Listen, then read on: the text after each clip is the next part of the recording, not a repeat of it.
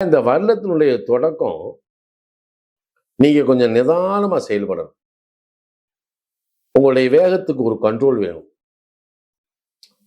ஏன்னா இந்த புதன் போய் 7ல உட்கார்ந்து சனிசாரத்தில் உட்கார்ந்துருக்கனால சில பேருக்கு ஷேர் மார்க்கெட்டுடைய இன்வெஸ்ட்மெண்ட்டை வந்து அதிகமா கொண்டு போய் போடுவாங்க. நான் தப்பு சொல்லலை. ராகு என்ன செய்யுது? 6ஆம் இடத்திலேயே நிக்குது. இப்போ 6ஆம் இடம் வெற்றி ஸ்தானம் அப்படின்னு சொல்றேன். சாஸ்திரத்துல சொல்றான் வெற்றி. உண்மையிலேயே கன்னியா லக்னத்துக்காரங்களுக்கு இயற்கையாக எந்த வழக்கா இருந்தாலும் வெற்றி அடைஞ்சிடும். காரணம் என்னன்னா, இந்த கும்பம் அவருக்கு காலபுருஷனுக்கு 11ஆம் இடம்.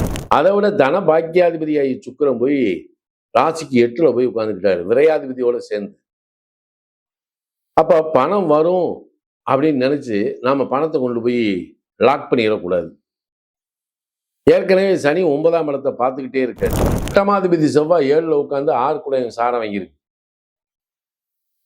இதுல வெளியில போய் இவ்வளவு தூரம் வேலை பார்த்துட்டு வர்றோம், வேலை கடுமையா இருக்கு அப்படின்னு வீட்டுக்குள்ள வந்தோம்னா, இந்த செவ்வாய் சனி செவ்வாய் இருக்கு இல்லையா, தொப்பாக்கி தோட்டா மாதிரி பொண்டாட்டி நம்மளை பேசத்தான் செய்யும். அதுக்கு ஒரு கான்ட்ரவர்சி வரத்தான் செய்யும். எல்லாம் வல்ல இறைவனின் பேரருளால் வல்லான் வகுத்த வழிகொப்ப அம்மன் அருள் டிவி நேயர்கள் அனைவருக்கும் தமிழ் புத்தாண்டு வாழ்த்துக்கள். இந்த வருடம்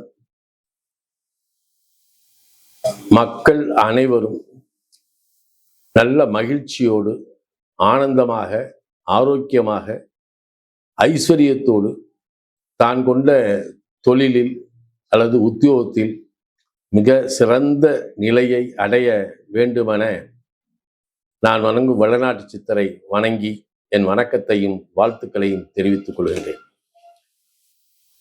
இப்ப தமிழுடைய வருடங்கள் 60ல 40வது வருடத்தினுடைய பெயர் தான் பராபவ வருடம்.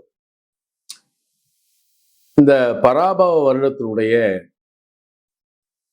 அந்த விளக்கம் அவங்க நம்ம பெரியவங்க சொன்னது அருள் தோற்றம் அப்படின்ற ஒரு நிலை. ஆனா இந்த பராபவ வருடம், இந்த பராபவ வருடத்தினுடைய நிலை இப்ப வந்து இப்ப நம்ம வர்ற 14ஆம் தேதி இல்லையா, 14ஆம் தேதி காலையில சரியாக 9:25க்கு காலையில் 9:25க்கு தான் சித்திரை பிறக்கிறது, தமிழ் புத்தாண்டு பிறக்கிறது. 14/4/2026. இந்த பராபவ வருடத்திற்கு ஒவ்வொரு வருடத்துக்கும் அவங்க மூலத்துல ஒரு பாடல் கொடுப்பாங்க. அப்ப அந்த வெண்பா மாதிரி இருக்கும். அந்த வெண்பால என்ன சொல்லுவாங்க அப்படின்னா, இதுல சொல்றாங்க,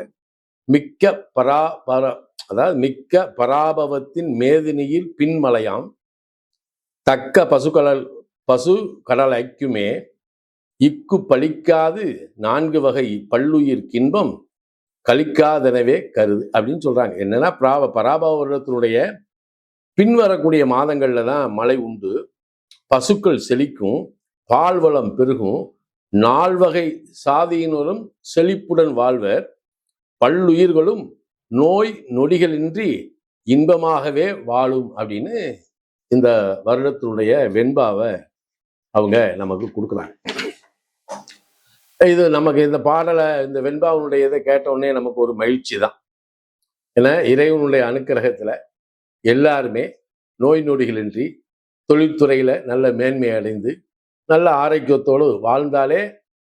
ஏன்னா இன்னைக்கு மக்கள் என்ன சொல்றாங்கன்னா, சாமி கைகால் சோகத்தோட இருந்தா போதும்ன்ற நிலைக்கு வர்றாங்க. அப்ப இந்த வருஷம் அந்த அளவுக்கு நல்லா இருக்கு அப்படின்னா கூட, இந்த பராபவ வருஷத்துல நம்ம முன்னோர்கள் வந்து சில நிலைகளை, இந்த ராஜா, மந்திரி, சேனாதிபதி, அர்க்காதிபதி, மேகாதிபதி இப்படின்னு பிரிச்சு அதுக்கு ஒரு சில பலன்களை அவங்க சொல்லுவாங்க. அப்படி இது இருந்தாலும் பஞ்சாங்க கணிதல் கொடுக்கறது தான். அதுக்கப்புறம் தான் நம்ம கிரகத்தினுடைய நிலையை வச்சு 12 ராசிகளுக்கும் என்ன மாதிரியான பலன்கள் அப்படின்றத நம்ம பார்க்கும்போது, இது அவங்க கொடுத்துருக்காங்க. இந்த வருஷத்தினுடைய ராஜா யார் அப்படின்னா குரு வந்திருக்கார். அப்ப அதுக்கு வாகனம் எது அப்படின்னா குதிரை. மந்திரி யாருன்னா செவ்வாய். செவ்வாய்க்கு வாகனம் எதை கொடுத்துருக்காங்க? யானையை கொடுத்துருக்காங்க. அதே மாதிரி சேனாதிபதி சந்திரன், இதுக்கு பசுவை கொடுத்துருக்காங்க. அர்க்காதிபதி சந்திரன், அர்க்காதிபதியும் சந்திரன், அதுக்கு பட்சி, இந்த பறவைகள் கொடுக்குறாங்க. மேகாதிபதி சந்திரன், இது மரம் செடி கொடிகளுக்குரியது. சசியாதிபதி குரு, பொதுமக்கள், மக்களுடைய வாழ்க்கையை பற்றி சொல்லுவது. சசியாதிபதி குரு, பொதுமக்கள். ரசாதிபதி தான் சனி, அது சர்ப்பம் அப்படின்னு கொடுத்துருக்காங்க. நிராசாதிபதி குரு, அதுதான் கிரகங்களுடைய நிலையை பற்றி சொல்றாங்க. தானியாதிபதி புதன், இதுக்கு விலங்கு என்ன சொல்லியிருக்காங்க? ஒட்டகத்தை கொடுத்துருக்காங்க. பசுநாயகர் கோபால், அனைத்திற்குமானது. கண்ணியமிக்க, கடமை தவறாத கன்னி ராசி லக்ன நேயர்களுக்கு பராபவ வருடத்தின் புத்தாண்டு, தமிழ் புத்தாண்டு வாழ்த்துக்கள். ஆங்கில புத்தாண்டுக்கு பிறகுனா அதுக்கு ஒரு பலாபலன் போடுறாங்க, தமிழ் புத்தாண்டுக்கு ஒரு பலாபலன் போடுறாங்க. இவங்க பேசியே நம்மளை குழப்பிடுவாங்க அப்படின்னு எல்லாருமே நினைப்பாங்க. அதெல்லாம் தவறே கிடையாது. இப்ப இந்த கன்னி ராசி லக்னத்துல பிறந்தவங்கன்னு வச்சுக்கொள்வோமே, இந்த வருஷம் என்னன்னா சதய நட்சத்திரத்துல தான் இந்த ஆண்டு பிறக்குது. ராகு என்ன செய்யுது? 6ஆம் இடத்திலேயே நிக்குது. இப்ப 6ஆம் இடம் வெற்றி ஸ்தானம் அப்படின்னு சொல்றேன், சாஸ்திரத்துல சொல்றான் வெற்றி. உண்மையிலேயே கன்னியா லக்னத்துக்காரங்களுக்கு இயற்கையாக எந்த வழக்கா இருந்தாலும் வெற்றி அடைஞ்சிடும். காரணம் என்னன்னா, இந்த கும்பம் அவருக்கு காலபுருஷனுக்கு 11ஆம் இடம், ராகு அங்க நிற்கிறாரா, 6-11 வெற்றி. ஆகையால் பராபவ வருடத்தில் வெற்றியுடைய மனிதர்கள் யார் அப்படின்னா கன்னியில பிறந்தவங்க. இப்ப 6ல ராகு உட்கார்ந்துருக்கு. வேலை, எப்ப பார்த்தாலும் வேலை வேலை வேலை. சரி, வேலை பார்க்கலாம், நம்ம உடல்நிலையை கொஞ்சம் நல்லா பார்த்துக்கணும். இந்த வருஷத்துல நம்ம உடல்நிலையை பார்த்துக்கணும். இப்ப ஜூன் மாசம் குரு என்ன செய்யறாரு? 10ஆம் இடத்துல இருந்து பயிற்சியாகி 11ஆம் இடத்துக்கு வர்றாரு. இது நமக்கு ஒரு பெரிய நன்மை தான். இன்னொரு பக்கம் திருதி 8ஆதிபதி செவ்வாய் போய் 7ல உட்கார்ந்து சனி 7ல உட்கார்ந்துருக்காரு. அதை விட என்னன்னா, இந்த ராசி லக்னாதிபதினு சொல்லக்கூடிய புதனுமே 7ல போய் சனிசாரத்தில் நீச்சமாய் உட்கார்ந்துருக்காரு. அப்ப இந்த வருடத்தினுடைய தொடக்கம் நீங்க கொஞ்சம் நிதானமா செயல்படணும். உங்களுடைய வேகத்துக்கு ஒரு கண்ட்ரோல் வேணும். ஏன்னா இந்த புதன் போய் 7ல உட்கார்ந்து சனிசாரத்தில் உட்கார்ந்துருக்கனால சில பேருக்கு ஷேர் மார்க்கெட்டுடைய இன்வெஸ்ட்மெண்ட்டை அதிகமா கொண்டு போய் போடுவாங்க. நான் தப்பு சொல்லலை. ஆனா இப்ப நம்ம ஷேர் மார்க்கெட்ல போடக்கூடிய இந்த பணம் ரொம்ப லாங் டேர்ம் எடுத்து தான் நமக்கு ஒரு நன்மையை செய்யும். ஏன்னா இப்ப போட்ட உடனே உங்களுக்கு பலன் கிடைக்காது. அப்ப இதுல ஏன் நம்ம நிதானமா செயல்படக்கூடாது? ஒண்ணு. அதை விட தன பாக்கியாதிபதியாகி சுக்கிரன் போய் ராசிக்கு 8ல போய் உட்கார்ந்துக்கிட்டாரு, விரையாதிபதியோட சேர்ந்து. அப்ப பணம் வரும் அப்படின்னு நினைச்சு நாம பணத்தை கொண்டு போய் லாக் பண்ணிடக்கூடாது. ஏற்கனவே சனி 9ஆம் இடத்தை பார்த்துக்கிட்டே இருக்காரு. இந்த 9ஆம் இடத்தை பார்க்கறதுனால என்ன அப்படின்னா, ஒரு பக்கம் வேலையில வர வேண்டிய அந்த பதவி உயர்வு, இன்கிரிமெண்ட் எல்லாம் ரொம்ப நாளா தடைபட்டு கிடக்க அப்படின்ற ஒரு மனச்சஞ்சலம் ஏற்கனவே நம்மகிட்ட இருக்கு.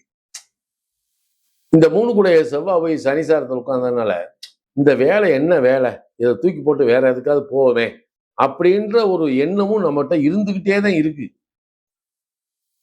அதுக்கு தகுந்த மாதிரி நம்ம வேலை பார்க்க போன இடத்துல ஹெவி ஒர்க்கை தூக்கி கொடுத்துட்றேன். ஏன்னா இவ்வளவு நாள் நம்ம பாடுபடுறோம், செய்யறோம், நமக்கு கிடைக்க வேண்டிய எந்த பலாபலனும் கிடைக்கலையென்ற ஒரு மனச்சஞ்சலம், விரக்தி, வேதனை இருக்கத்தான் செய்யும். இந்த காலகட்டத்தில் நீங்க இதை பொறுத்துத்தான் போகணும். ஏன்னா 8ஆதிபதி செவ்வாய் 7ல உட்கார்ந்து 6 கூட சாரம் வாங்கியிருக்கு. இதுல வெளியில போய் இவ்வளவு தூரம் வேலை பார்த்துட்டு வர்றோம், வேலை கடுமையா இருக்கு அப்படின்னு வீட்டுக்குள்ள வந்தோம்னா, இந்த செவ்வாய் சனி செவ்வாய் இருக்கு இல்லையா, தொப்பாக்கி தோட்டா மாதிரி பொண்டாட்டி நம்மளை பேசத்தான் செய்யும். அதுக்கு ஒரு கான்ட்ரவர்சி வரத்தான் செய்யும். இந்த நேரத்தில் இந்த சனி செவ்வான்ற முரட்டு சுபாவத்தை நம்ம அங்க போய் காட்டிடக்கூடாது. புதிய பழக்க வழக்கத்தை முதல் நிறுத்துங்க. இந்த வருஷம் புதுசா உள்ள யாராவது வர்றாங்களா, அவாய்ட் பண்ணிருங்க. ஏன்னா அதனால உங்களுக்கு ஒரு நன்மையும் அடைய போறதே கிடையாது. இப்போ குரு 11ஆம் இடத்துக்கு வந்த உடனே என்ன செய்யும், நம்மளுடைய 3ஆம் இடத்தை அவர் பார்ப்பார்.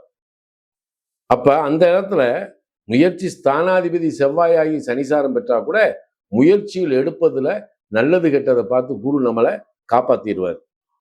அதே செவ்வாயும் சனியும் குரு பேச்சானதுக்கு முன்னாடி பார்க்கறதுனால அதுக்கப்புறம் நம்ம எடுக்கக்கூடிய இந்த வேகமான செயல்பாட்டினால் ஏற்படக்கூடிய ஏமாற்றங்களுக்கெல்லாம் குருவோட பார்வை நமக்கு கொஞ்சம் பாதுகாப்பா இருக்கும். அவ்வளவுதான்.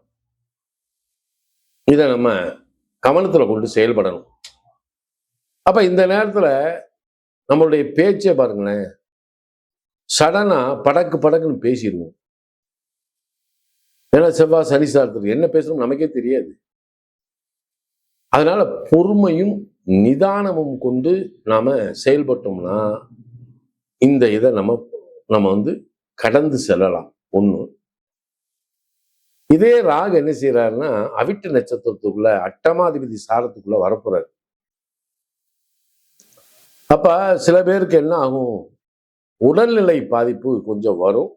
அதை நீங்க கொஞ்சம் யதார்த்தமா மருந்து மாத்திரைகளை எடுத்து குணப்படுத்துறதுக்கு உண்டான முயற்சிக்கு போங்க.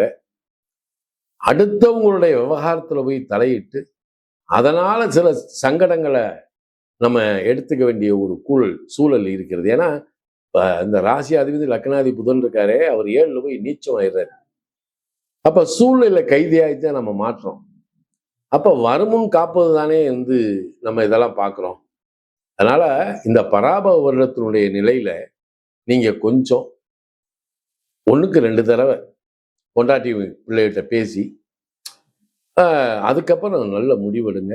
அவசரப்பட்டு எந்த விஷயத்திலையும் போய் நீங்க தலையிட வேண்டாம். ஏன்னா சனி 9ஆம் இடத்தை பார்க்கிறார். அதனால இந்த நேரத்துல ஏன்னா 5 கூடையவர் 7ல் போய் 9 கூடையவரை பார்க்கறதுனால நம்ம போய் தேவையில்லாம ஒரு தொழிலை தொட்டு அந்த தொழிலில் போய் எல்லா முதலீட்டையும் இன்வெஸ்ட்மெண்ட் பண்ணி அதுக்காக நம்ம கடின உழைப்பையும் சிந்தி ஏமாந்துட்டோம் அப்படின்னா இதை தெரியாம நம்ம செஞ்சு இப்படி வந்துட்டோமேன்ற வேதனை வந்துடக்கூடாது. ஆகையினால் நான் என்ன சொல்றேன் அப்படின்னா, இருக்கிற வேலையை பாருங்க, கிடைக்கிற சம்பளம் போதும். இதை வச்சு நீங்க காலத்தை கடக்கிறதுக்கு உண்டான முயற்சி பண்ணுங்க. எக்காரணத்தை கொண்டு புதிய வேலை வாங்கி தர்றேன், இந்த கவர்மெண்ட்ல வேணும் இந்த வேலை வாங்கி தரேன்னு சொல்லி பணத்தை கொடுத்துட்டு ஏமாந்துறாதீங்க. இருக்கிற வேலையும் விட்டுறாதீங்க. கோபதாபங்களை குறைச்சிக்கோங்க. உடல் நலத்தோடு ஆரோக்கியமா நல்ல வேலையை பார்த்து காலத்தை கடப்பதற்கு உண்டான உபாயத்தை வேணா நீங்க எடுத்துக்கலாம் ஒழிய மற்றபடி எதையும் புதுசான ஒரு சிந்தனையெல்லாம் வேண்டாம். ஏன்னா இந்த காலகட்டத்தில் நம்ம என்ன செய்யலாம், ஏற்கனவே சனி 7ல் போய் உட்கார்ந்துருக்காரு, உத்திரட்டாதியில தான் உட்கார்ந்துருக்காரு, பஞ்சமாதிபதி தான். அதனால பைரவர் வழிபாடு ரொம்ப ரொம்ப விசேஷமா இருக்கும். பைரவர் வழிபாடு பண்ணுங்க. வெள்ளிக்கிழமை அருகில் இருக்கக்கூடிய ஒரு அம்மன் கோயிலுக்கு போங்க, ரொம்ப நல்லது. இதை மட்டும் செஞ்சீங்கன்னாலே போதுமானது. உங்களுடைய வாழ்க்கையினுடைய கஷ்டமான காலங்களையும் கடப்பதற்கு உண்டான உபாயத்தை இறைவன் உங்களுக்கு தந்தருளி, ஏன்னா இந்த காலம் தான், அதுக்கப்புறமெல்லாம் நமக்கு நல்லா வரப்போகுதுன்னு வைங்களேன். இந்த காலத்தை கடக்கிறது பராபவ வருடத்துல கொஞ்சம் யோசனை பண்ணி தான் போகணும். தமிழ் புத்தாண்டில் நீங்கள் அனைவரும் மகிழ்ச்சியோடு வாழ வேண்டுமாய் வேண்டிக் கொள்கின்றேன். வாழ்த்துக்கள்.